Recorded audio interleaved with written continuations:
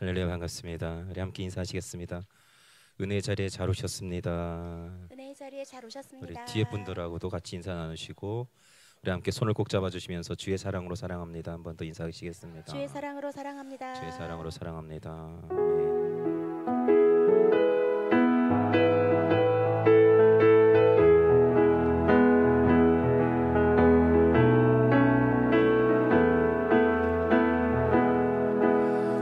흙으로 사람을 지으사 그 고의 생기를 불어넣으신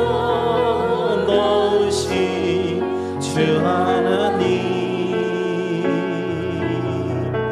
우리 위해 아들을 세상에 보내신 사랑의 주 하나님을 사랑해. 나는 하나님 형상 따라 지음 받은 몸이니 이 몸을 주께 바치리. 항상 내 생활 중에 주를 부인하지 않으며 내 주를 섬기렵니다. 한 번 더 흙으로 사람을 지으사 그 고의 생기를 불어넣으신 주 하나님, 우리 위해 아들을 세상에 보내신 사랑의 주 하나님을 사랑해. 나는 하나님 형상 따라 지음 받은 몸이니 이 몸을 주께 바치리. 항상 내 생활 중에 주를 부인하지 않으며 내 주를 섬기렵니다. 항상 내 생활 중에, 항상 내 생활 중 주를 부인하지 않으며 주를 부인하지 않으며 내 주를 섬기렵니다. 아멘. 우리 저 전국을 사모하면서 함께 박수 치면서 찬양하겠습니다.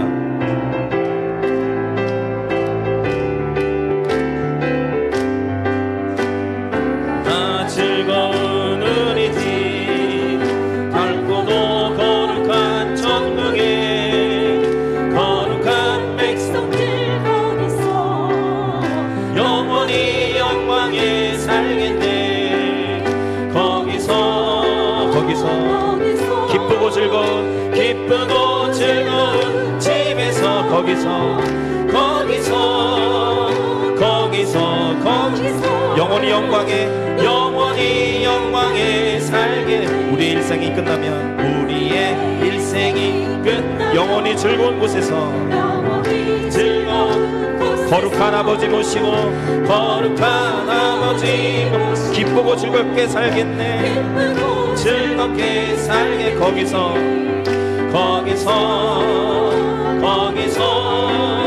기쁘고 즐거운 집에서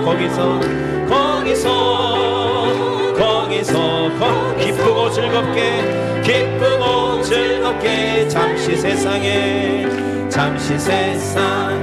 내가 살면서 항상 찬송 부르다가 날이 저물어 오라 하시면 영광 중에 나가니 열린 천국문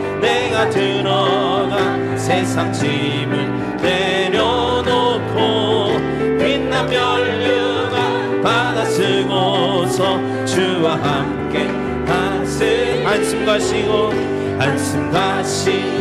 죽음 없는 날 사모하며 기다리니 내가 그리너 주를 배울 때 나의 기쁨 넘치리라.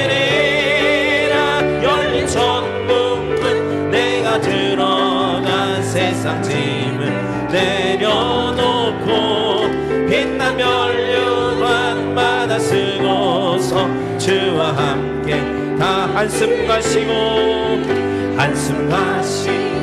죽음 없는 날 사모하며 기다리니 내가 그리너 주를 배울 때 나의 기쁨 넘치리. 아멘. 열린 천문 내가 들어가 세상 짐을 내려놓고 빛난 면류관 받아 쓰고서 주와 함께 다스리. 열린 천문문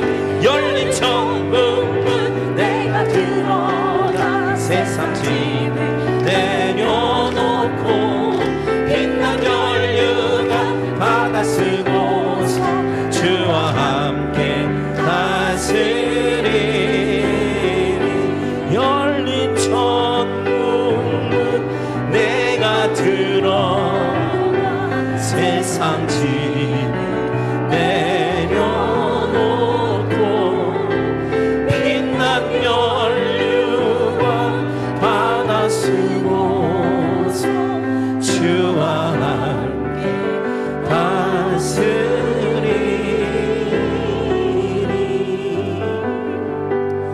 이 시간 우리 옆에 있는 분들에게 별로 죄송한 것도 없고 미안한 것도 없지만 그래도 혹시나 우리가 교회 생활을 하면서 죄송할 수도 있고 미안할 수도 있잖아요. 그래서 한번 이 시간 인사하겠습니다. 그냥 미안합니다, 죄송합니다, 제가 잘못해서 죄송합니다 한번 인사. 우리 부부간에도 내가 잘못했습니다, 네, 죄송합니다, 다시는 안 그럴게요, 사랑하며 살게요, 네, 이렇게 인사하시면서 이 시간 우리 가족들 간에 불화한 것이 있다면, 잘못된 것이 있다면 이 시간 다 화해하시고 주의 이름으로 너그러이 용서해 주시고 이 시간 회복하는 그런 시간이 됐으면 좋겠습니다. 우리 서로 잘못한 것을 생각하시면서 찬양하십니다. 내가 먼저 손 내밀지 못하고 내가 먼저 용서하지 못하고 내가 먼저 웃음 주지 못하고 이렇게 머뭇거리고 있네. 그가 먼저 손 내밀지 원했고 그가 먼저 용서하길 원했고 그가 먼저 웃음 주길 원했네. 나는 어찌 된 사람인가. 간교한 나의 입술이여 더러운 나의 마음이여 왜 나의 입은 사랑을 말하면서 왜 나의 마음은 화해를 말하면서 왜 내가 먼저 져줄 순 없는가. 왜 내가 먼저 손해볼 수 없는가.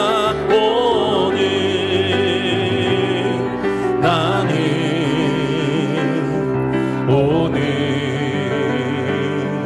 나는 주님 앞에서 몸들 바모르고 이렇게 흐느끼며 서 있네. 어찌할 수 없는 이 맘을 주님께 맡긴 내가 먼저 섬겨주지 못하고 내가 먼저 섬겨주지 못하고 내가 먼저 이해하지 못하고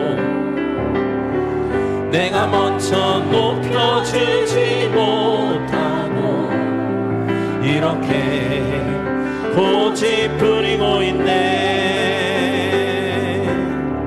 그가 먼저 섬겨주길 원했고 그가 먼저 이해하길 원했고 그가 먼저 높여주길 원했네. 나는 어찌 된 사람인가. 오 추악한 나의 욕심이여 오 서글픈 나의 자존심이여 왜 나의 입은 사랑을 말하면서 왜 나의 맘은 와해를 말하면서 왜 내가 먼저 쳐들 순 없는가. 왜 내가 먼저 손해볼 수 없는가. 오늘 나는 오늘 나는 주님 앞에서 몸들 바무르고 이렇게 흐느끼며 서 있네. 어찌할 수 없는 이 맘을 주님께 맡긴 채 어찌할 수 없는 이 맘을 주님께 맡긴 채로. 한 번 더 인사하시겠습니다. 내가 먼저 섬겨드리겠습니다. 내가 먼저 섬겨드리겠습니다 하고 인사하시겠습니다. 내가 먼저 사랑하겠습니다. 내가 먼저 이해하겠습니다. 이 시간 우리 가족들을 위해서 친척들을 위해서 우리 친척들을 생각하시면서 아직도 구원받지 못한 우리 가족들을 위해서 생각하시면서 하나님 우리 가족 구원시켜 주옵소서. 믿지 않는 우리 자녀들 아빠 엄마 하나님 구원받을 수 있도록 하나님께서 인도해 달라고 우리 간절히 사모하는 마음으로 함께 찬양하시겠습니다. 하나님 우리 가정 축복하소서. 하늘의 신령한 복으로 하나님 우리 가정 축복하소서. 땅에 기름진 복으로 하나님 우리 가정 하나님 우리 가정 축복하소서. 성령의 충만한 복으로 하나님 우리 가정 축복하소서. 만사 영통한 복으로 가득히 채워주소서. 가득히 채워주소서. 주님의 사랑 주님의 평안 주님이 주시는 기쁨 자손대대로 주님의 축복 영원히 주시 가득히 채워주소서. 가득히 채워주소서. 가득히 채워주소서. 주님의 사랑 주님의 평안 주님이 주시는 기쁨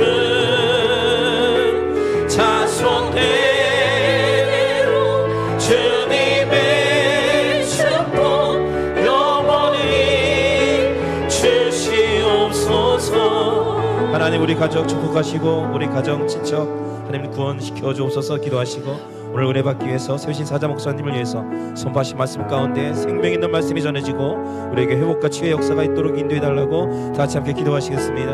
아버지 하나님 감사합니다. 하나님 우리 성민교회 가정들 하나님 지켜주시고 인도하시고 복으로 채워주시며 하나님과 구원의 역사가 있도록 하나님께서 인도하여 주셔서 우리 전 성도의 모든 가족들이 나와 함께 예배하며 나갈 수 있도록 인도하여 주옵소서. 오늘도 은혜 자리인 저희들 아버지 하나님께서요 인도하셨사오니 오늘도 주만 하나님과 함께 해주시고 하나님 회복과 치유의 역사에 인도하시며 오늘 세우신 사자 목사님 역할에 붙잡으시고 성령으로 기름 부어 주시어서 하나님께 견습 만들 수 있도록 하시고 성령 입술 가운데 주님께서 성령으로 기름 부어 주시어서 하나님의 놀라운 역사에 또 주께서 인도하여 주시옵소서.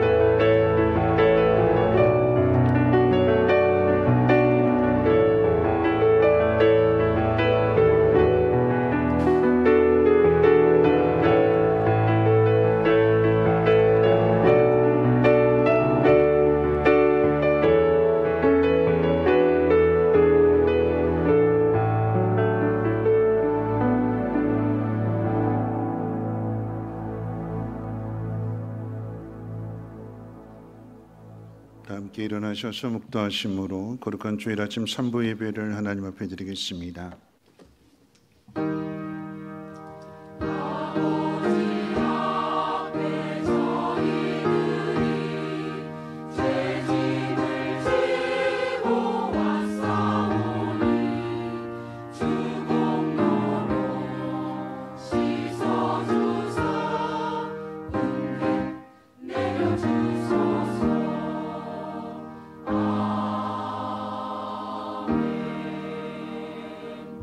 눈물을 흘리며 씨를 뿌리는 자는 기쁨으로 거두리로다. 울며 씨를 뿌리러 나가는 자는 반드시 기쁨으로 그 곡식단을 가지고 돌아오리로다.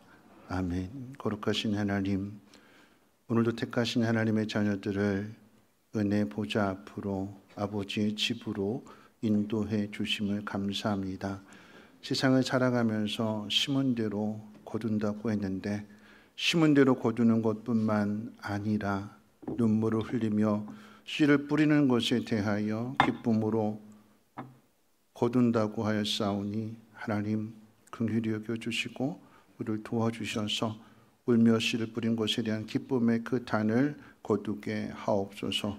이 밤 이 시간도 하나님 앞에 드려지는 이 예배를 기쁨으로 받아주시기 원하옵고 모든 말씀 예수님의 이름으로 기도합니다. 아멘. 찬송가 29장 함께 찬송합니다.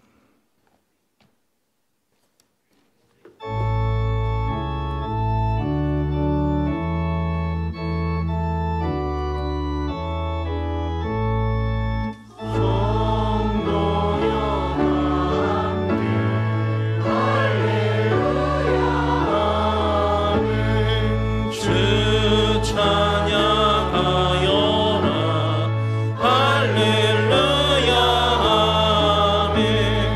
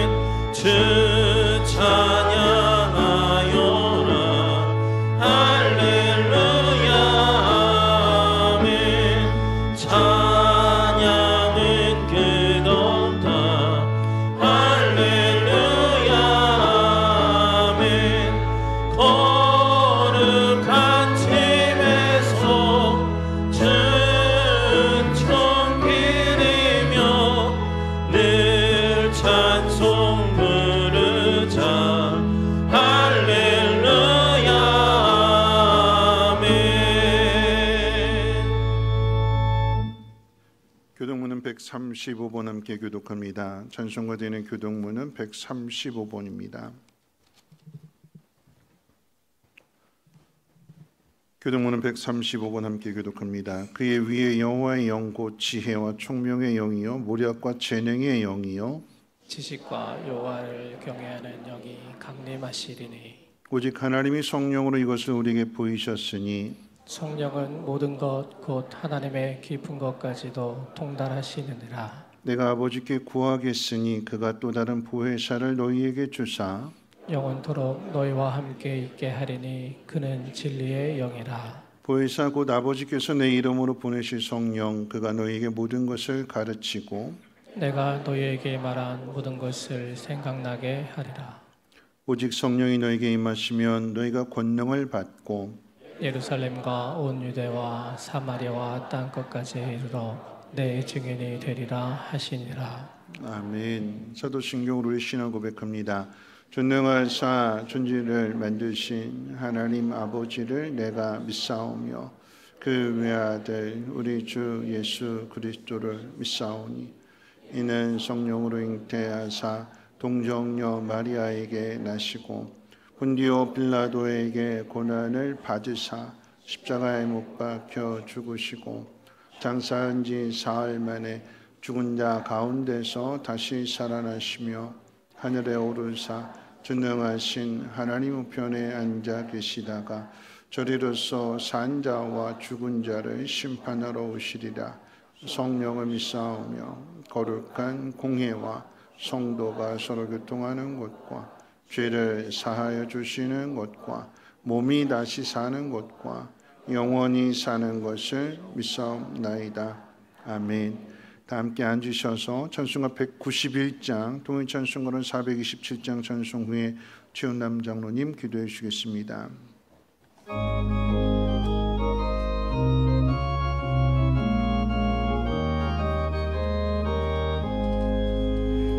내가 매일 기쁘게 순례의 길 행하는 주의 팔이 나를 안보함이요 내가 주의 큰 복을 받는 참된 비결은 주의 영이 함께함이라.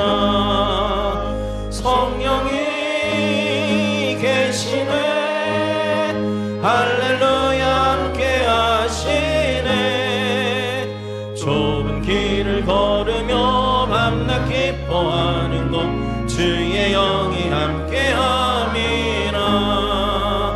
전에 죄에 빠져서 평안함이 없을 때 예수 십자가의 공로 힘입어 그 발 아래 엎드려 참된 평화 얻음은 주의 영이 함께함이라.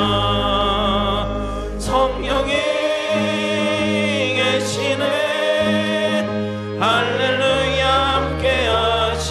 함께하시네. 좁은 길을 걸으며 밤낮 기뻐하는 주의 영이 함께함이라.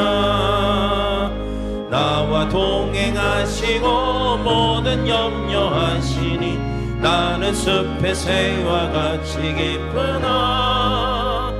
내가 기쁜 마음으로 주의 뜻을 행함은 주의 영이 함께함이라. 성령이 계시네 할렐루야 함께하시네. 좁은 길을 걸으며 밤낮 기뻐하는 것 주의 영이 함께함이라. 세상 모든 욕망과 나의 모든 정욕은 십자가에 이미 못을 박았네. 오늘 밤이 지나고 무거운 짐 벗으니 주의 영이 함께함이라. 성령이 계시네 할렐루야 함께하시네. 좁은 길을 걸으며 밤낮 기뻐하는 것 주의 영이 함께함이라.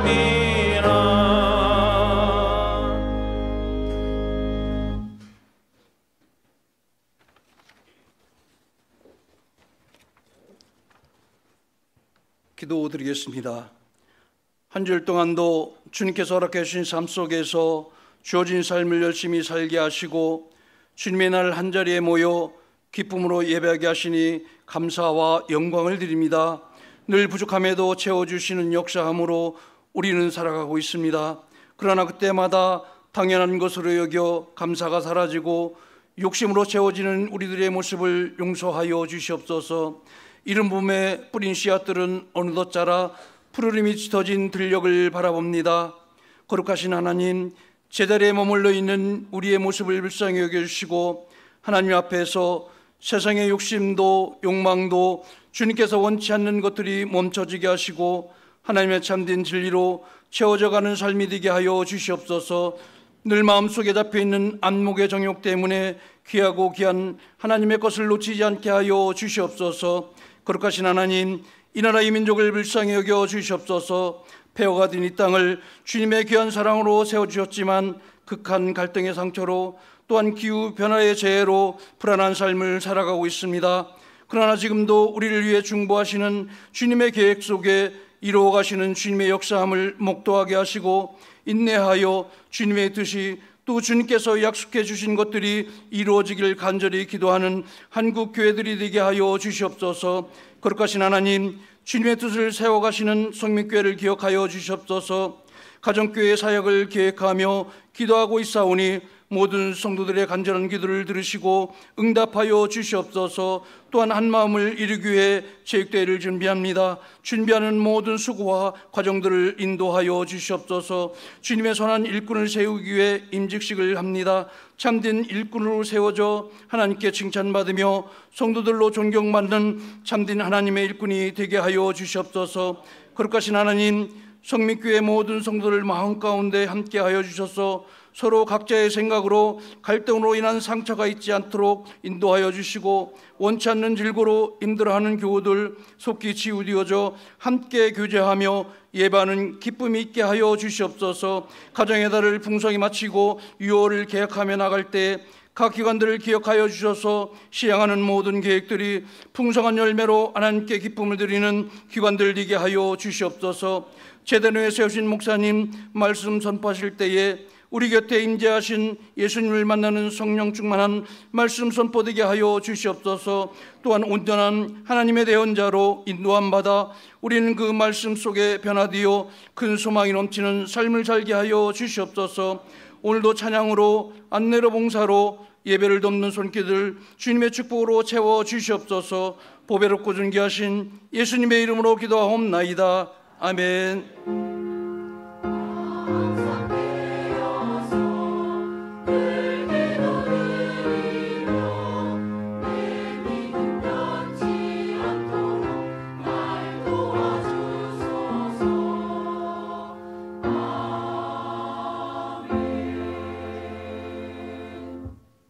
교회 소식은 주보를 참고해 주시고요. 오늘 저녁 예배는 애양목 신학교라고 해서 한국 교회에서 러시아에다가 이제 신학교를 세웠는데 거기 현지 목사님들이 신학교를 졸업하는 마지막 코스가 마치 그 졸업 여행하는 것처럼 이제 한국 교회를 이렇게 탐방하는 거랍니다. 그런데 지금 아시는 대로 러시아 우크라이나 전쟁으로 인해서 한국하고 이 러시아 사이에 비행기가 오고 갈 수 없는데 그래서 빨리 오면 뭐 블라디 같은 경우는 2시간이면 오는데 그러지 못해가지고 멀리 돌고 돌아서 이렇게 오셨대요. 그래서 한국 교회에 어떤 모습으로 예배를 드는지를 제가 휴스턴 가서 연수한 것처럼 이렇게 목사님들이 오셔서 보시고 그러면서 이제 오늘 교회 우리 전혀 성민교회에서 함께 예배를 드릴 수 있는지를 요청을 하셔서 오시라고 했습니다. 그래서 러시아 현지 목사님 이제 27분 정도 오실 터인데 함께 저녁 예배 때 예배를 드리도록 하겠습니다. 2024년 27회 성민 한마음 체육 대회가 6월 6일 목요일 오전 9시 경희관광경영고등학교 실내체육관에서 있습니다. 항상 해마다 하던 장소이고요. 지난주에 1등 상품이 그 100만 원짜리 냉동고라고 경품 상품이 냉동고라고 그랬는데 한 대 더 들어왔습니다. 냉동고가 2대가 들어왔고요. 전에는 이제 뭐 세탁기 이런 거 했더니 다 우리 집에 세탁기 있어야 하고 기증을 해서 이걸 개척교회로 다 보내고 그랬었는데 이제 냉동기에는 기증할 사람이 있고 다 집에 가져간다고 하더라고요. 네, 여러분 혹시 냉동고 필요하신 분들은 꼭 체육대회에 오셔서 많은 경품들 또 어떤 분이 또 이렇게 향수인데 17만 원 그러니까 인터넷 정가로 그렇게 되는 거를 10개를 또 보내주셨어요. 그래서 뭐 하여튼 다양한 경품들이 많이 있습니다. 기대하시고 한 마음으로 참여해 주시길 바라겠고요. 교구별로 진행이 되고 목장별로 식사는 준비해 주시고 혹시라도 목장에 소속되지 않으신 분들은 교회에서 도시락으로 준비해 드리도록 하겠습니다. 설립 42주년을 맞이해서 장로 권사 안수 집사 임직식이 6월 9일 둘째 주일이고요. 오후 3시에 있습니다. 이를 위해서 6월 3일부터 올해부터 한 주간 동안 특별 새벽 기도회를 갖는데요. 이 새벽 기도회는 임직 대상자들만이 참여하는 하나님 앞에 제가 이런 직분자가 되겠습니다. 그래서 준비로 기도하는 것이 아니라 먼저 선배님들이 되시는 우리 장로님들, 권사님들, 안수 집사님들의 좋은 후배 직분자가 세워질 수 있도록 성민교회 좋은 일꾼들이 세워질 수 있도록 온 마음으로 함께 참여해서 기도해 주시기를 부탁을 드립니다. 사탄은 항상 교회 좋은 일이 있으면 항상 꼭 방해하거든요. 사단의 계략을 잘 물리칠 수 있도록 한 마음으로 영적인 전투를 준비해 주시기를 바라겠고요. 오늘 점심 식사는 송재영 장로님 가정에서 준비해 주셨습니다. 병원에 입원하신 이분을 위해서 권고하는데 이가빕 우리 성도님 단원병원에 계시고 나영자 집사님 클래스병원에 입원해 계십니다. 위에서도 많은 기도를 부탁드립니다. 한 가지 더 권고를 드리는 것은 우리 고 강성숙 집사님 장례를 지난 금요일 날 은혜 가운데 잘 마쳤고 우리 강성숙 집사님의 가족 되시는 분들이 오늘 예배에도 참석해 주셨는데 감사한 마음으로 많은 위로와 격려와 힘을 얻었다고 해서 감사한 마음으로 떡을 준비해 주셨대요. 식사하실 때 함께 드실 수 있을 것입니다. 위에서도 형제분들의 가정을 위해서도 많은 기도를 부탁드리겠습니다. 하나님 말씀 보도록 합니다. 하나님 말씀은 사도행전 1장 8절 말씀 되겠습니다. 신약성경으로 187페이지고요. 사도행전 1장 8절 말씀, 사도행전 1장 8절이고요. 신약성경으로는 187페이지입니다. 제가 봉독합니다. 오직 성령이 너희에게 임하시면 너희가 권능을 받고 예루살렘과 온 유대와 사마리아와 땅끝까지 이르러 내 증인이 되리라 하시니라. 아멘. 임마누엘 찬양대에 찬양 있겠습니다.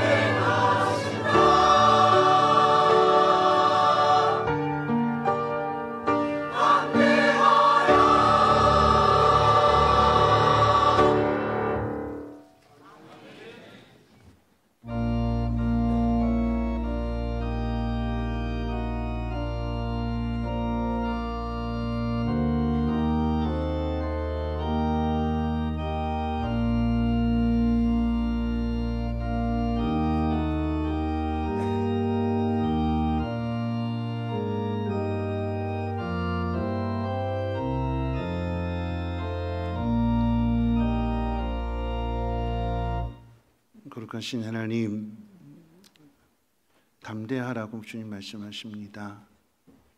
하나님이 예물을 드리는 손길들, 어떤 어려움 가운데 있다 할지라도 하나님이 함께 하심으로 인하여 담대한 믿음을 갖게 하시고 믿음으로 나아가는 그곳에 하나님 동행하신 놀라운 증거들 나타나게 도와주옵소서. 믿는 사람들뿐만 아니라 믿지 않는 사람들에게까지도 하나님의 사랑이심과 또 하나님 저들을 구원하기를 원하신다는 사실을 이 예물을 통하여 저들을 깨닫게 하시고 저들도 담대함으로 결단하게 하셔서 죄악에서의 사슬을 끊게 하시고 주께로 돌아올 수 있는 놀라운 은혜로 함께해 주시옵소서. 두린 손길 복의 복을 더하여 주시고 마음에 소원한 일들 하나님 반드시 응답해 주옵소서.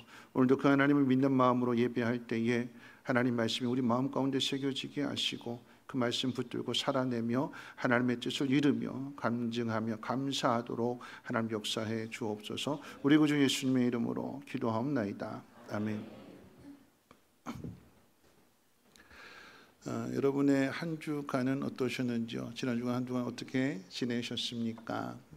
저는 지난 한 주간 동안 너무 감사했어요.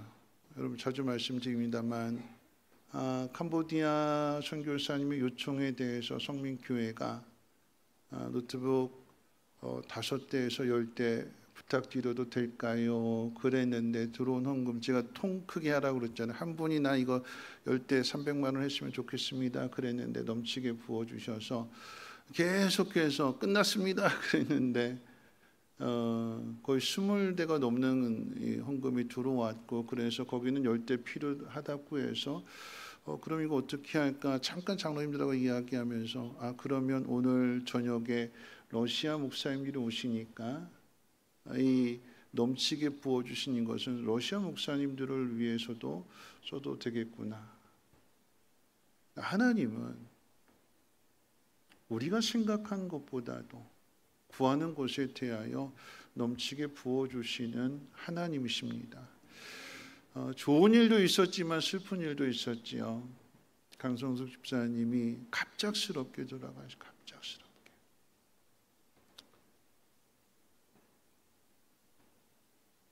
장례식장에서도 말씀을 드렸는데 강성숙 집사님을 생각하면서 돌아가신 안경순 권사님이 생각이 났거든요.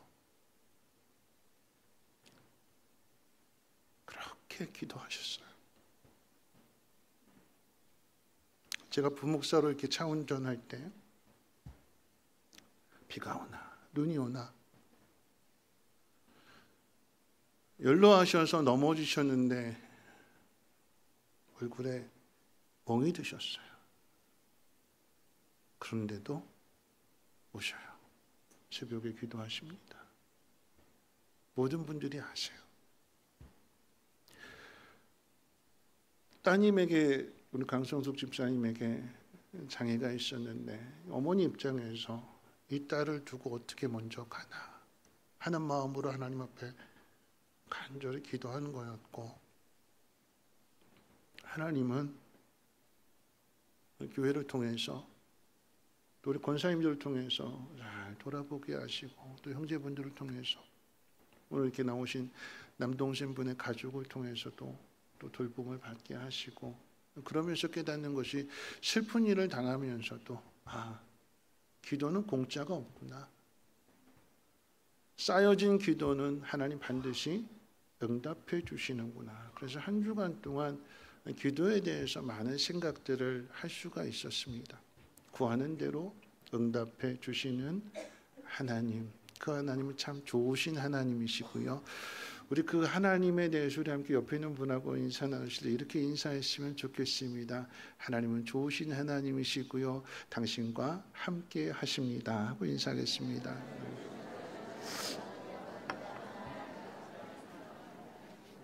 한 번 더 인사해 볼게요.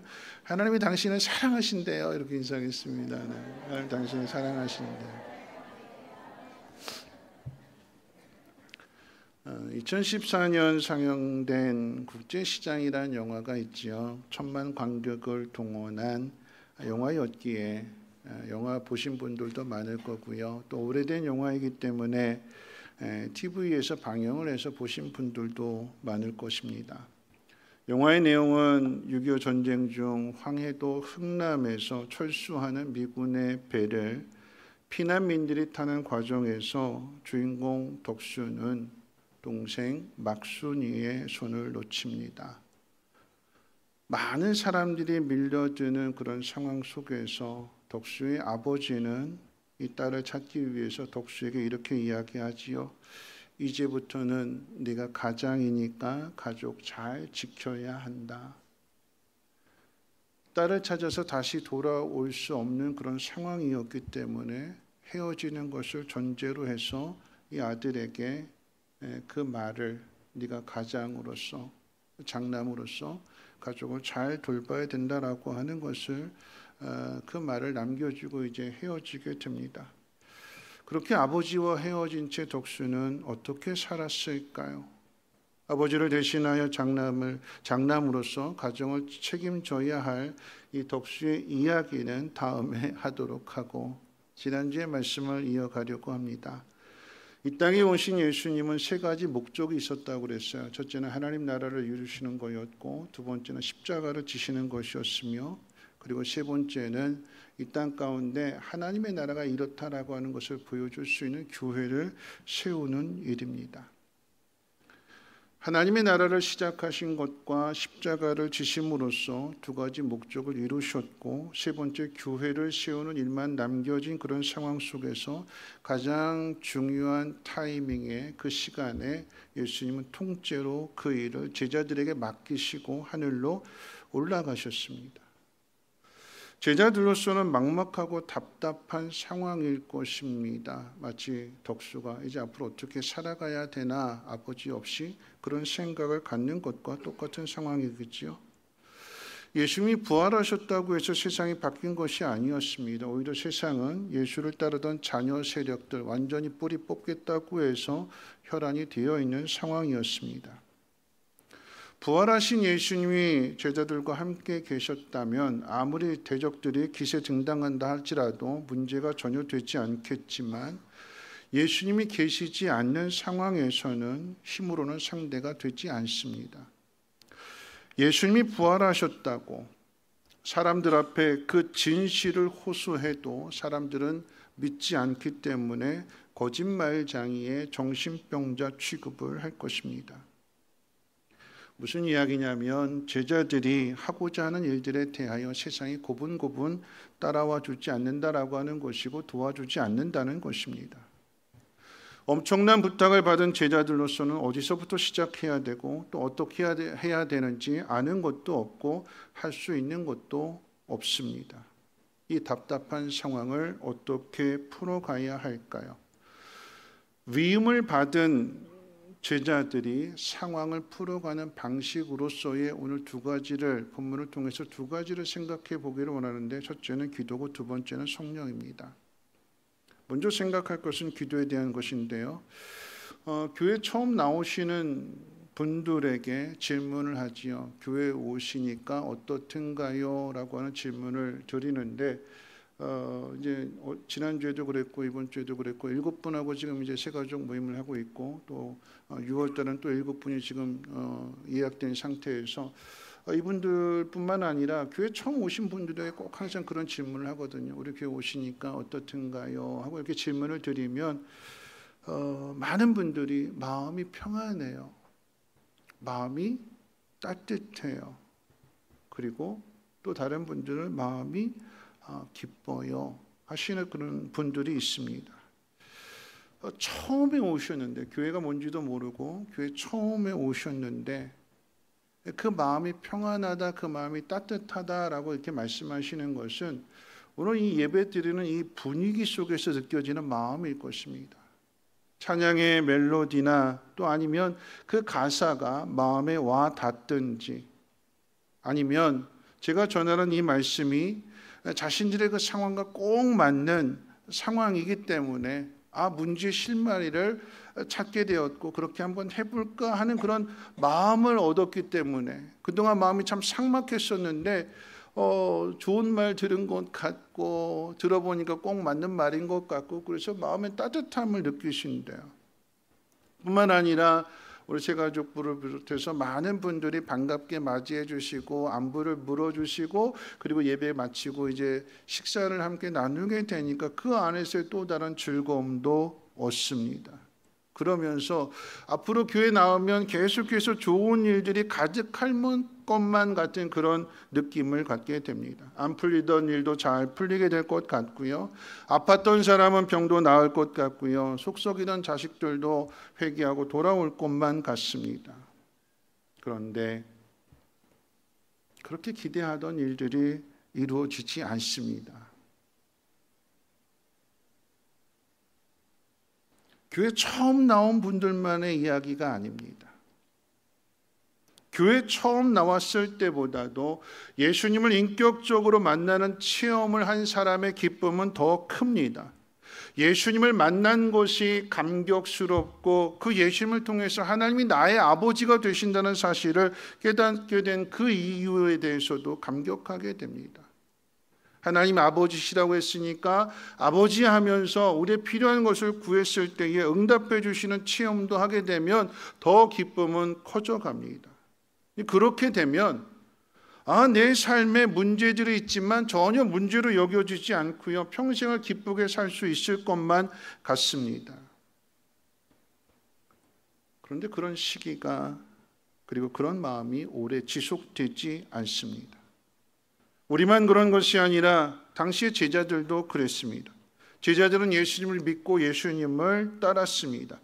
예수님께서 많은 기적을 행하실 때에 세상을 다 얻은 것 같은 기쁨을 가졌습니다. 그래, 내가 예수님 제자가 되길 잘했구나. 내가 올바른 선택을 했구나. 내가 줄 잘 섰구나.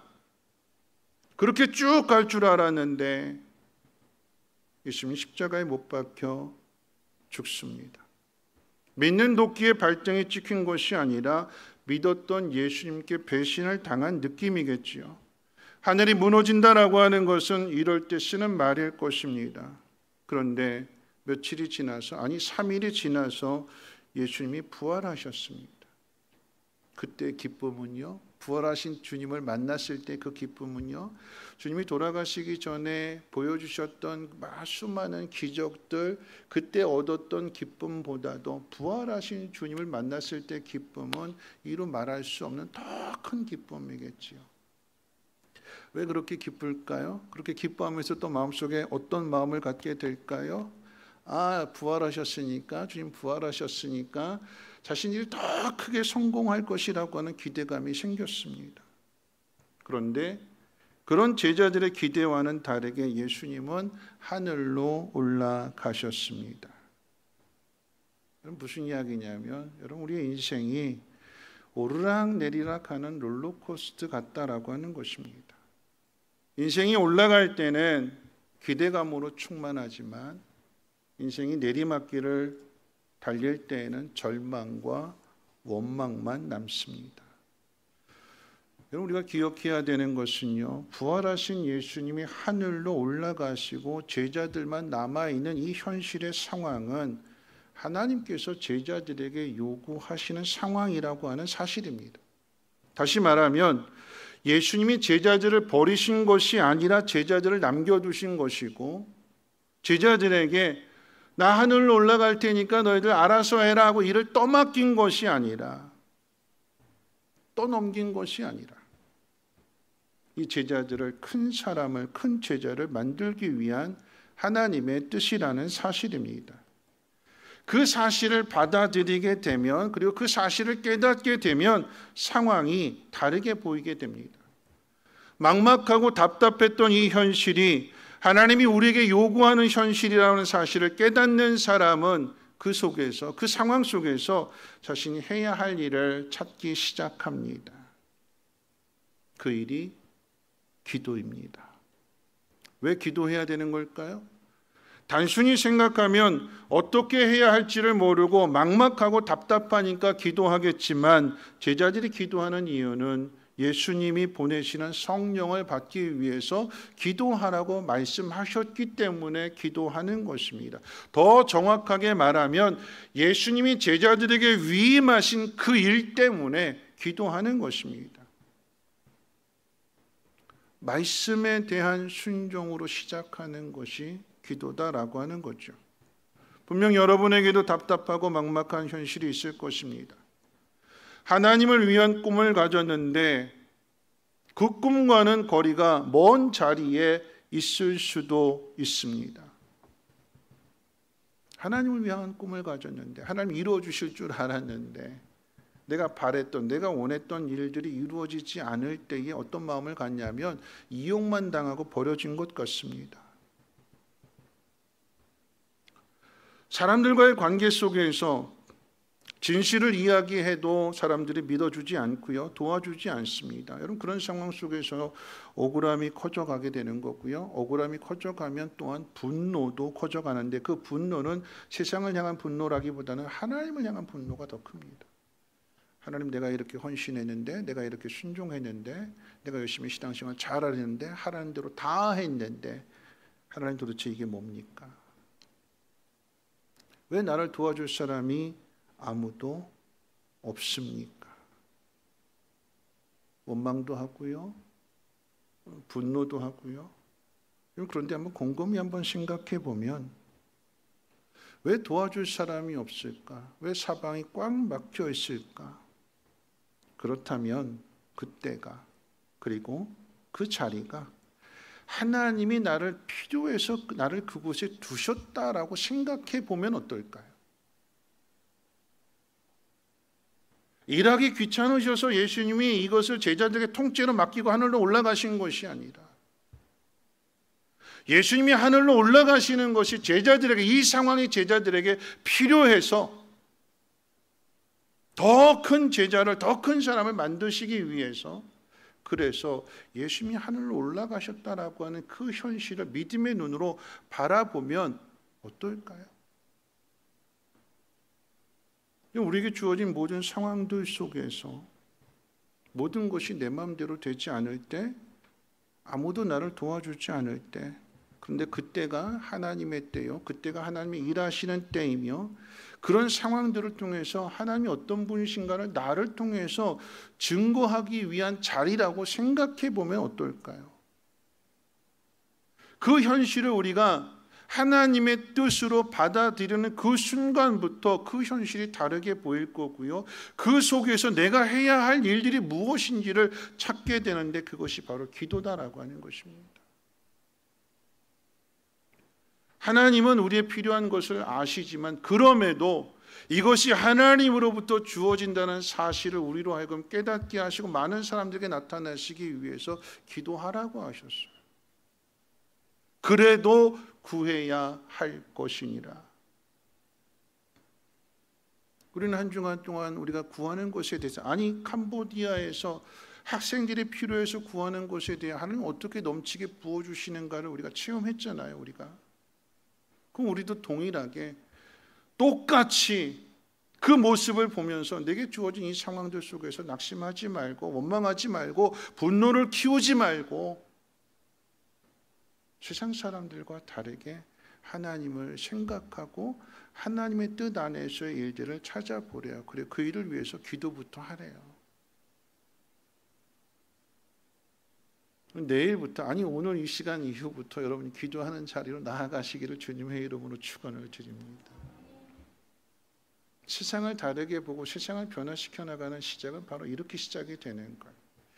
자, 두 번째, 성령에 대해서 한번 생각해 볼 텐데요. 여러분, 제자들은 예수님의 말씀을 기억하고 성령 보내주시기를 위해서 기도했다고 그랬어요. 말씀을 기억하고 성령을 보내달라고 기도했을 때에 그 말씀이 어떤 말씀일까요? 그 말씀이 어떤 말씀인지를 오늘 이 사도행전 1장을 통해서 두 군데 말씀을 통해서 확인해 볼 수 있는데, 첫째는 5절 말씀이고요. 5절 말씀 눈으로 한번 보실까요? 제가 읽어드릴게요. 요한은 물로 세례를 베풀었으나 너희는 몇 날이 못 되어 성령으로 세례를 받으리라. 그리고 오늘 8절 말씀이죠. 본문, 오직 성령이 너희에게 임하시면 임하시면 너희가 권능을 받고 예루살렘과 온 유대와 사마리아와 땅 끝까지 이르러 내 증인이 되리라. 그럼 이 5절과 8절 말씀 핵심은 성령을 너희가 받게 될 거다라고 하는 말씀인데요. 그런데 이 말씀은요, 지난주에 말씀을 드렸던 마태복음 28장 19절 말씀과 연결이 됩니다. 제가 마태복음 28장 19절 말씀을 읽어드릴게요. 잘 들어보세요. 그러므로 너희는 가서 모든 족속으로 제자를 삼아 아버지와 아들과 성령의 이름으로 세례를 베풀고 내가 너에게 분부한 모든 것을 가르쳐 지키게 하라.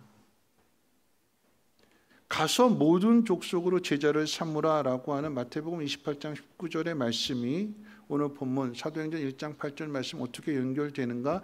가서 모든 족속이 누구냐? 예루살렘과 온 유대와 사마리아 땅끝입니다. 그리고 예수님께서 가서 예수님이 가르쳐 주신 모든 것을 가르쳐 지키게 하는 그 일, 그것은 성령이 너희에게 임하시면 너희가 권능을 받아서 할 수 있다는 뜻입니다. 여러분, 그런데 성령이 임하셔서 권능을 받는다라고 하는 말의 의미는 뭘까요? 성령이 임하셔서 너희가 권능을 받아서 땅끝까지 가게 되는 것이고 내 증인이 된다라고 했을 때에 이 권능을 받는 의미에 대해서 사도행전 2장 다음부터 나오는 그 내용들이 그 의미를 우리에게 가르쳐 주게 되는데, 사도행전 2장 이후에 나오는 이야기들은 말씀 그대로 기도했더니 성령이 오순절 마가의 다락방에 임하였고, 그렇게 성령을 받은 이 제자들, 특별히 베드로가 한 번 설교하게 될 때에 성령의 말하게 하심을 따라서 말했더니 듣는 사람들이 각 나라의 사람들이 자기 나라 말로 들려지더라라고 하는 거죠. 이게 성령이 역사하시는 증거가, 베드로는 그냥 뭐 한 번에 동시로 여러 나라 언어로 이야기하는 것이 아니라 베드로는 그냥 성령이 말하게 하시는 대로 복음을 전했을 뿐이에요. 근데 듣는 사람들이 자기 나라 말로 들려지는 거죠. 그래서 3,000명, 5,000명이 회개를 하고 세례를 받고 예수님의 제자가 됨으로써 이 예루살렘 교회, 초대교회 폭발적인 부흥이 일어났대요. 뿐만 아니라 사도행전 3장으로 가게 되면 베드로가 태어나면서부터 안전병이가 되어서 40년 동안 고치지 못했는데 예수의 이름으로 고쳐준 사건이 기록되어져 있습니다. 이 일을 통해서도 많은 사람들이 믿게 되었대요. 여러분에게도 이런 성령이 임하기를 원하십니까? 여러분도 이런 성령의 권능을 받기를 원하십니까? 아멘 하셨어요. 저도 받기를 원해요. 저도 우리 성민교회가 폭발적인 부흥을 하기를 원해요. 근데 하나님 응답을 아직까지도 안 주셨어요. 기도가 부족해서요? 아니면 믿음이 부족해서일까요? 그런데 먼저 우리가 한 가지 짚고 넘어가야 되는 것은, 우리가 성령의 권능을 생각하게 될 때 꼭 이런 기적, 방언이나 예언이나 병 고치는 은사나 뭐 이런 특별한 일을 행하는 이런 기적들을 먼저 떠올리게 됩니다. 그 이유는 우리 속에 내재되어져 있는, 잠재되어져 있는 이 인간의 욕심 때문에 그런 거예요. 어떤 욕심이요? 내가 성령을 받아서 이런 일들을 행하게 되면, 예수님처럼 많은 기적들을 나타내면 많은 사람들이 나를 우러러보겠지, 나를 높여주겠지, 내가 인정받겠지 하는 이 욕구가 내 안에 잠재되어져 있어요. 내 마음대로 하고 싶은, 하나님 앞에 기도도 하지만 그런데 기도의 내용이 다 누구를 위한 거냐? 나 잘 되라고, 나 건강하고 내 자녀들 잘 되고 평안하고 걱정 없이 살아갈 수 있도록 그런 거 구하는 거잖아요. 우리가 믿음이 있다고 기도하면서 이렇게 기도합니다. 하나님, 내가 선교도 하고 구제도 할 테니까 하나님 나 좀 믿고 나에게 한 100억만 좀 맡겨줘 보세요. 100억. 나 좀 믿고 내가 안 떼먹을 테니까. 무슨 일 한대요? 선교하고 구제한대요. 누구 위해서 한대요? 하나님을 위해서 한대요. 그래서 얼마 달라고요? 100억이요. 통이 작은가? 1,000억 달라고 그래야 되나? 그럼 주실까요? 네? 더 주신다고요? 네. 더 준다고요? 모른다고요? 아, 네. 하나님만 아시는 거. 네. 근데 그렇게 구하는 것은 예수님의 뜻과는 상관이 없는 기도죠.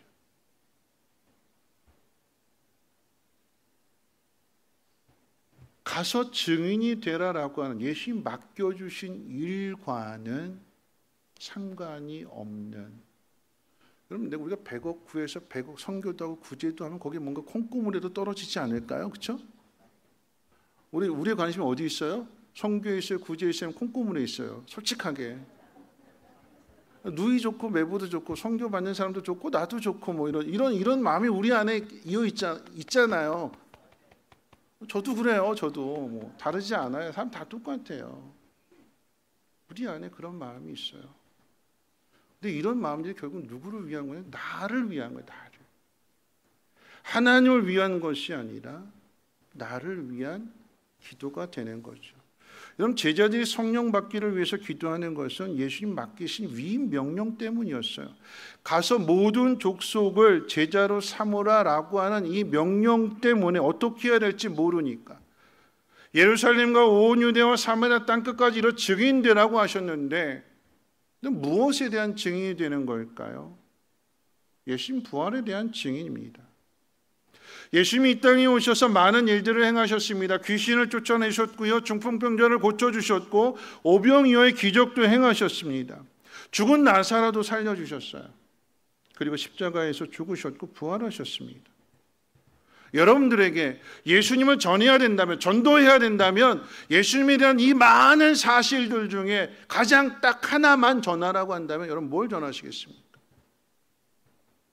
어떤 걸 전하시겠어요? 믿지 않는 사람들에게 예수님이 누구신가, 어떤 분이신가, 어떤 일을 행하셨는가 복음에 대해서 전할 때 딱 하나만 전하라면 뭘 전하시겠습니까? 아픈 사람에게 찾아가서 예수 믿으면 병 고침 받는다. 사업에 실패한 사람에게 찾아가서 예수 믿으면 하나님이 복 주신다. 자녀들 속속이는 가족들이 속속이는 그런 가정 가운데 찾아가서 예수 믿으면 하나님이 회개하게 하실 거야, 화목하게 해주실 거야.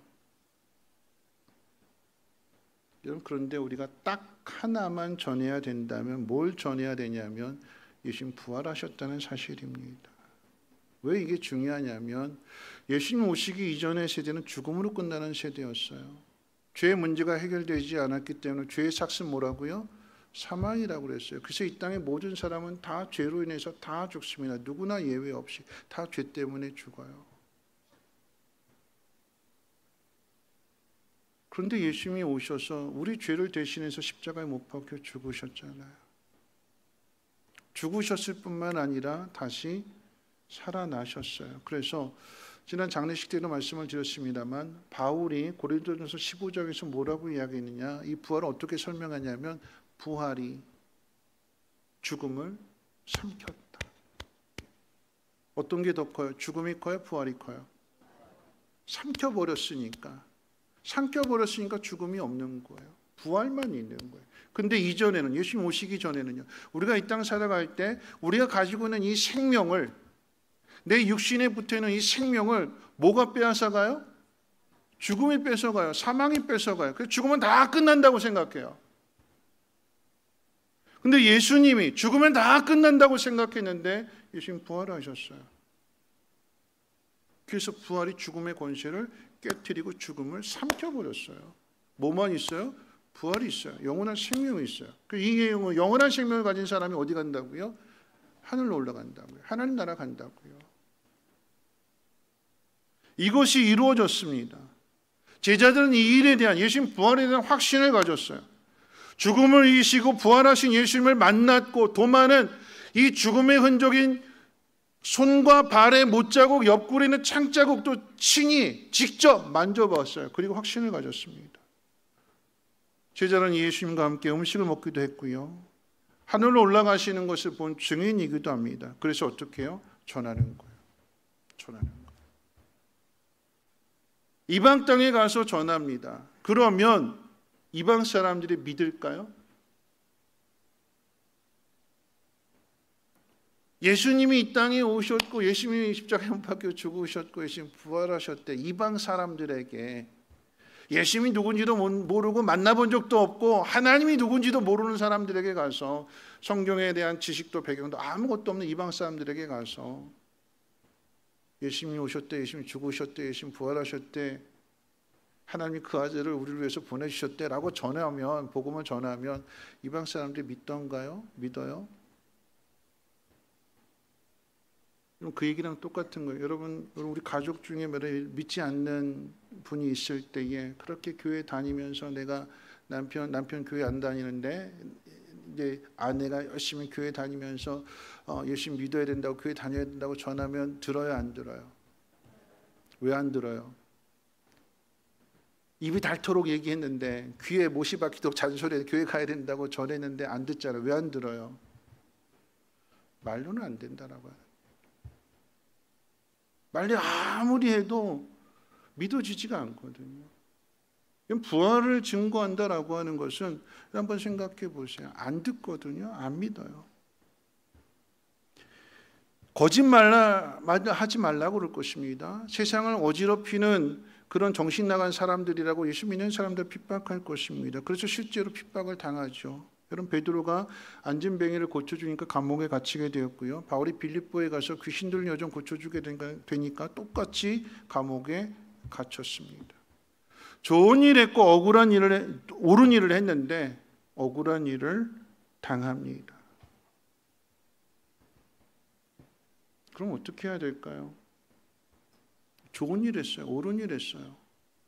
병든 사람 고쳐줬고 귀신 들리는 사람 고쳐줬어요. 옳은 일 했습니다. 근데 그 결과가 감옥에 갇히는 거예요. 고난입니다. 핍박입니다. 예수를 전했는데 돌아온 건 핍박이에요. 그럼 어떻게 하겠습니까? 여러분 같으면 어떻게 하시겠어요? 포기하시겠습니까? 포기해야 될까요? 포기하지 않지요. 왜 포기하지 않을까요? 예수님 부활하신 증인이잖아요.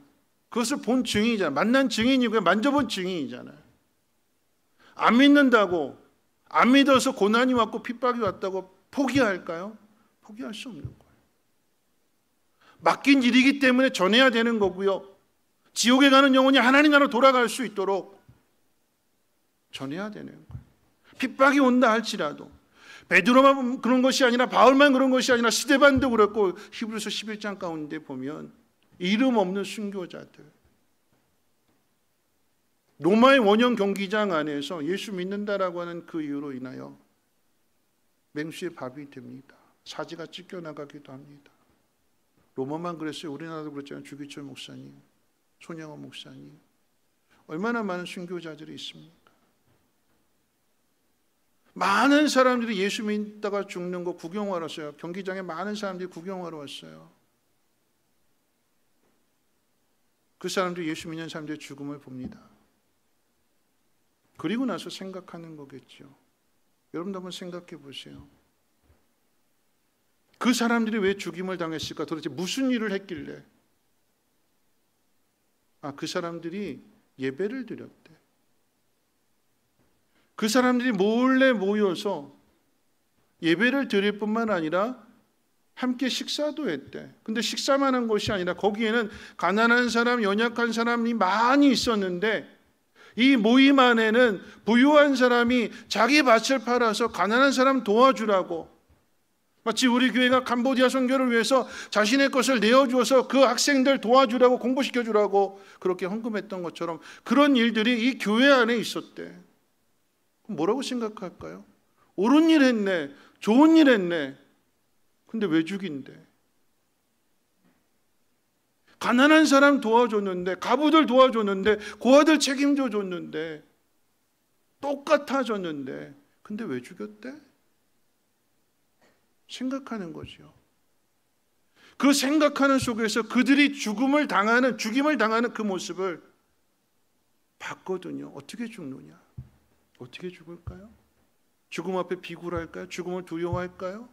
나 좀 살려주세요 그랬을까요? 아니요, 당당하게 죽었어요. 두려움이 없이 죽었어요. 죽음이여 오라 그랬습니다. 왜요? 죽으면 나 하나님 나라 가니까. 내가 돌아갈 것이 어딘지 분명하게 나는 알고 있으니까. 하나님이 나를 맞이해 주실 거니까, 내 아버지가 나를 맞이해 주신다는 사실을 분명하게 아니까 죽음이 두렵지 않은 거였어요. 그걸 본 거였어요, 사람들이. 그러니까 어떤 생각 가질까요? 정말인가 봐. 저 사람들에게 영원한 생명이 있나 봐. 저 사람들은 죽어서 하나님 나라 가나 봐. 이런 생각들을 하게 되는 거예요. 순교자의 가정, 우리나라도 그렇지만 뭐 일제치하에서 6.25 전쟁 때 순교하신 분들이 많아요. 예수 믿는다는 이유로. 그런데 그 순교자가 흘린 그 피가, 우리가 그냥 하나의 죽음이 그냥 소멸된 것으로 우리는 생각하잖아요. 그런데 여러분, 이 땅 가운데 토마스 선교사님이 오셨어요. 파란 눈에 노란 머리에 긴 코에 우리나라 사람과 같지 않은 그분들이, 아니 토마스 선교사님이 배를 타고 대동강변에 처음 발을 내딛자마자 저놈 잡으라 잡혀서 죽임을 당하는데, 그때 복음을 전해볼 시간조차 없이 그냥 그저 성경 하나 건네줬어요. 그리고 죽임을 당했습니다. 성경에 한 알의 미랄이 땅에 떨어지면 썩어서 죽어서 많은 열매를 맺는다고 했는데, 이 말씀이 이루어졌을까요? 안 이루어졌을까요? 어떻게 알지요? 우리가 생명을 얻었잖아요. 우리가 생명을 가졌잖아요. 우리가 열매이잖아요. 죽으면 끝나는 줄 알았어요. 죽으면 다시 안 올 줄 알았어요. 근데 또 오고 또 오고 또 오고, 교회가 세워지고 병원이 세워지고 학교가 세워지고 여성들이 학교를 다니기 시작하고, 죽으면 끝인 줄 알았는데 죽음이 끝이 아니라 이 생명은 계속해서 이어진다는 것을 알게 되었고, 이렇게 죽음을 당하신 순교자의 자녀들에게 하나님이 얼마나 많은 복을 주시는가를 그 다음 세대들이 그것을 보게 되거든요. 이런 베드로는요, 예수님처럼 십자가에 못 박혀 죽었습니다. 근데 그 죽음으로 끝나는 것이 아니라 그의 죽음을 통해서 복음이 전해지고 제자를 삼게 되고 증인이 계속해서 생겨나게 되는 거고요. 그래서 저와 여러분 또한 이 부활의 증인이 된 것입니다. 어떻게 살아가야 될까요? 여러분의 가진 현실의 상황은 여러분들을 다 죽이겠다고 위협하는 상황들입니다. 돈이 없어서 죽겠고, 몸이 아파서 죽겠고, 가족이 속을 썩여서 죽겠고, 직장에 갔더니 직장 사람들이 나를 괴롭혀서 죽겠고, 다 죽고 싶은 상황이에요. 여러분, 그런 상황들 속에서 스스로 죽지 마시고요, 죽임을 당하십시오. 사람들이 여러분 죽이겠다면, 여러분들을 함부로 대하겠다면 당하십시오. 억울한 일도 당하십시오. 그러면 그 속에서 하나님이 일하시고 여러분을 부활의 증인이 되게 해 주신대요. 똑같이 힘으로 싸우려고 들지 말고요. 힘으로 맞서서 기도할 때 하나님, 저 나쁜 놈들, 나 괴롭히는 놈들 천벌 내려주세요, 그렇게 기도하지 말고요. 한 번 더 품어주고, 한 번 더 기다려주고, 한 번 더 용서해주고, 안 되지만 아유 주님 나 좀 도와주세요, 주님 말씀대로 행하게 해주세요, 그렇게 기도하면서 그렇게 살려고 한번 노력해 보세요. 그러면 그 속에서 하나님이 일하십니다. 선언에서 하다만 영화 이야기로 말씀을 마치려고 합니다. 여러분, 영화의 주인공 덕수는 아버지와 헤어진 후에 남한의 고모를 찾아가서 정착하는데, 그곳이 부산에 있는 국제시장입니다. 저희 처갓집 옆이에요, 국제시장이. 시간이 흘러서 청년이 된 덕수는 아버지의 말대로 가족을 지키기 위해서 온갖 굳은 일을 마다하지 않습니다. 남동생의 대학 등록금 마련하기 위해서 독일의 광부로 가고요. 여동생의 결혼 자금을 위해서는 한창 전쟁 중이었던 베트남에 일하러 갑니다. 그곳에서 총을 맞아서 다리를 다치게 되고 다리를 저는 장애인으로 살아가게 됩니다. 나중에 시간이 흘러서 이 덕수가 할아버지가 되었을 때 자신의 방에 들어가서 아버지가 남겨준 그 유품을 보면서 눈물을 흘립니다. 어떤 의미의 눈물일까요? 아버지가 부탁한 것을 내가 다 마쳤다라고 하는 의미의 눈물일 것입니다. 많은 분들이 그 장면에서 많은 감동 받았지요. 그렇죠? 제가 그 감동을 한번 깨트려 볼게요. 그런데 만일 아버지와 헤어진 덕수가 이 남한의 국제시장에 고모를 찾아갔는데 이 고모가 엄청난 부자였다면, 거기다 마음까지 좋아요. 마음씨 좋은 고모가 돈도 엄청나게 많은 부자여서 이 오빠의 가족이 남한에 피난을 왔는데 이 오빠의 가족에게 돈 주면서 그래 마음껏 살아라 하고 이렇게 잘 대줬다라고 하면 어떻게 될까요? 감동이 될까요? 영화로 만들어졌을까요? 아니죠. 아버지가 부탁한 그걸 지키기 위해서 이 주인공이 자기 꿈을 버리고 동생들을 위해서, 가족들을 위해서 희생하고 헌신했을 때 그 열매가 맺어졌기에, 그게 가족이기 때문에 우리나라뿐만 아니라 많은 사람들에게도, 세계 많은 사람들에게도 이 영화가 감동을 주는 거 아니겠습니까? 그런 말씀 마칠 텐데요. 예수님은 제자들에게 세상 사람들의 구원을 맡기셨습니다. 뭐라고요? 이제부터 내가 부활의 증인이 되어서 교회를 세워라. 베드로는 교회를 세우는 일을 위해서, 복음을 전하는 일을 위해서 온갖 욕을 다 먹습니다. 매도 맞고요, 감옥에도 갇히고요, 심지어는 전해진 바에 의하면 십자가에 거꾸려 못 박혀 죽는 죽음도 당합니다. 그 자리를 한번 상상해 보세요. 베드로가 어떤 마음을 가졌을까요? 이 덕수와 같은 그런 마음이 아니었을까요? 눈물을 흘리면서 주님, 저는 최선을 다해서 주님의 양들을 먹였습니다.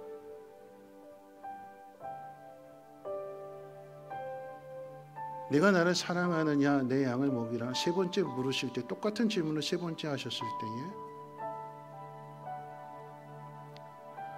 대답할 자신이 없었어요.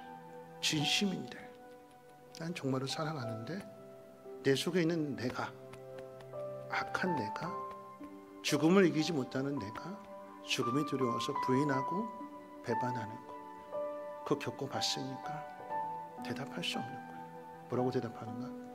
주께서 하시나이다. 내가 주님 사랑하는 줄 주께서 하시나이다. 근데 그 십자가에 거꾸로 못 박히는 죽음을 당하는 그 자리에서 뭐라고 그랬을까요? 주님, 저는 최선을 다했습니다. 주님이 하십니다. 우리가 가야 할 길이, 그리고 우리가 해야 할 일들이 이런 일들이 아닐까요? 우리 힘으로는 안 돼요. 내가 뭘 해야 되는지 하나님 말씀 속에서, 나와의 관계 속에서 말씀을 꼭 붙드십시오. 성령이 충만하다라고 하는 것은 하나님 말씀이 내 속에 살아있다라고 하는 얘기예요. 다른 생각이 안 들어온다라고 하는, 그게 충만입니다. 그러니까 어떻게요? 말씀이 파워가 되는 거고, 말씀이 힘이 되는 거고, 말씀이 생명이 되는 거예요. 하나님 말씀은 살아있고 운동력이 있어서 저의 날씨는 어떤 검보다도 예리해서 다 쪼개는 거죠. 그 말씀이 여러분의 안에 있다라고 하는 것이 성령 충만한 증거요, 그것을 주변의 많은 사람들에게 죽음을 두려워하지 않는 우리에게 영원한 생명이 있다라고 하는 소식을 전해주시고요, 모두가 다 함께 하나님 나라에 들어갈 수 있는 그 은혜가 있으시기를 주님의 이름으로 축원을 드립니다. 우리 함께 일어나셔서 야베스의 기도라고 하는 이 찬양을 드릴 텐데요. 여러분 아시는 대로 이 야베스는 태어날 때 힘들게 태어났어요. 엄마 너무 힘들게 했고요. 고통 속에서 인생이 시작이 되었습니다. 그런데 하나님이 그가 기도하는 것, 고난 가운데 기도하는 모든 것들을 다 들어주셨대요. 하나도 빠짐없이 다 들어주셨대요. 그 하나님 여러분의 하나님이신 줄로 믿습니다. 우리 함께 찬양합니다. 원컨대 주께서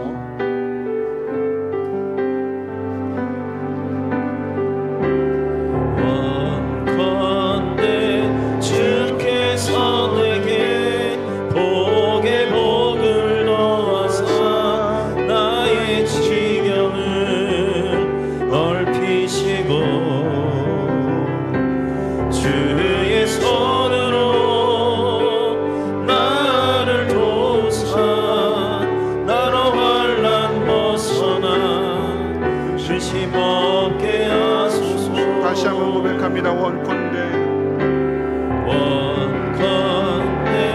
주께서 내게 복에 복을 넣어서 나의 지경을 넓히시고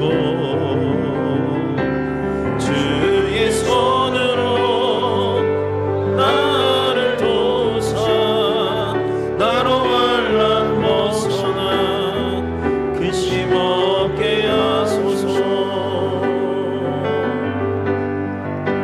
성령의 충만을 가득히 부어주소서. 오늘 내 삶 속에 능력의 주님 손길로 나의 사는 날 그 모든 순간을 주님의 힘으로 채우소서. 원컨대 주께서 내게 복에 복을 넣어서 나의 지경을 넓히시고 주의 손으로 나를 도우사 나로 환난 벗어나 근심 없게 성령의 충만을 성령의 충만을 가득히 부어주소서. 오늘 내 삶 속에 능력의 주님 손길로 나의 사는 날 그 모든 순간을 주님의 힘으로 채우소서.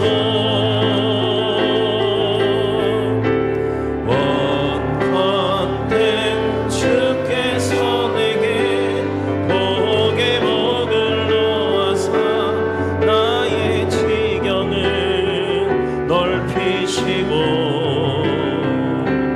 주의 손으로 나를 도우사 나로 환난 벗어나 근심 없게 하소서. 우리 시간에 한번 기도하실 텐데요. 야베스는요 고난 가운데 태어났대요. 엄마를 힘들게 했고요. 본인도 많이 힘들었대요. 평안하게 좋은 인생으로 시작한 것이 아니라 힘든 인생으로 시작했지만, 그런데 하나님이 함께 도와주셔서 구하는 대로 응답해 주셨답니다. 환난이 없는 삶이 아니라 환난을 당했지만, 고난을 당했지만 그 속에서 환난을 이겨내는 믿음이 되게 해 주셨대요. 오늘 여러분이 당하는 환난이 무엇입니까? 혹시 몸이 아프신 분들이 있다면 그 아픈 부에 여러분 손을 얹어 보십시오. 그리고 기도해 보십시오. 하나님, 나를 도와주세요. 나를 고쳐주세요. 이 환난을 이기게 해주세요. 부활의 증인이 되게 도와주세요. 여러분이 가지고 있는 그 모든 문제들, 이 시간 하나님 앞에 기도할 때에 하나님 들으시고 응답해 주신 것을 믿고 우리 함께 기도하기를 원하는데요. 지경이 넓어진다라고 하는 건 그냥 저절로 이루어지는 거 아닙니다. 땅 파야 돼요. 흙 걷어내고요. 그렇게 조금씩 나아갈 때에 그 지경이 넓어지고 환난에서 벗어나 근심이 없는 삶을 살아갈 수 있는 것은 하나님을 분명히 알기 때문입니다. 여러분 기도하십시오. 하나님 도와주세요. 그리고 부활의 증인이 되게 해주세요. 우리 함께 통성으로 하나님 앞에 기도합니다. 거룩하신 하나님 감사합니다.